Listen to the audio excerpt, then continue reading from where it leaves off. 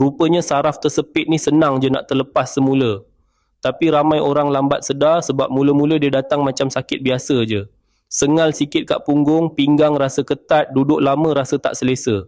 Sakit saraf punggung ni bukan sakit yang luka berdarah, tapi dia rampas rutin hidup kita secara perlahan. Nak berjalan, solat, tidur pun terseksa.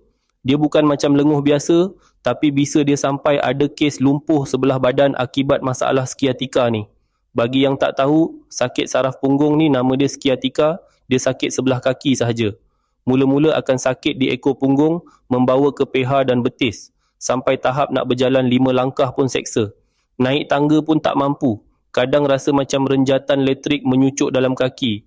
Kadang tengah tidur pun kaki tiba-tiba mengkarung macam kena tarik urat. Sakit ni bukan kat orang berumur je. Orang muda yang kerja duduk di pejabat pun boleh kena. Wanita hamil pun boleh kena. Malah orang laki yang suka letak dompet kat poket belakang seluar pun boleh kena. Tapi tak ramai orang faham. Kadang orang kata kita mengada, pemalas. Sebab tu ramai kena kecam. Lagi sedih, ramai dah habis duit pergi urut, sapu minyak panas, cucuk ubat tahan sakit, tapi kejap okey, lepas tu datang balik. Sampailah ada satu universiti ni buat kajian dan hasilkan satu kapsul khas dari ramuan herba damar merah dan pegaga. Menurut kajian tu, 2 herba ni bantu redakan urat simpul dan tersepit kat punggung tu.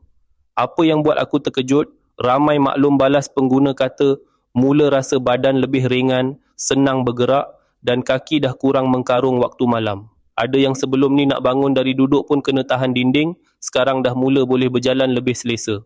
Sebab tu kalau kau jenis, duduk lama terus mencucuk sakit punggung menjala ke kaki, kaki kebas atau rasa renjatan elektrik, jangan tunggu sampai jalan pun dah heret kaki baru nak cari ikhtiar.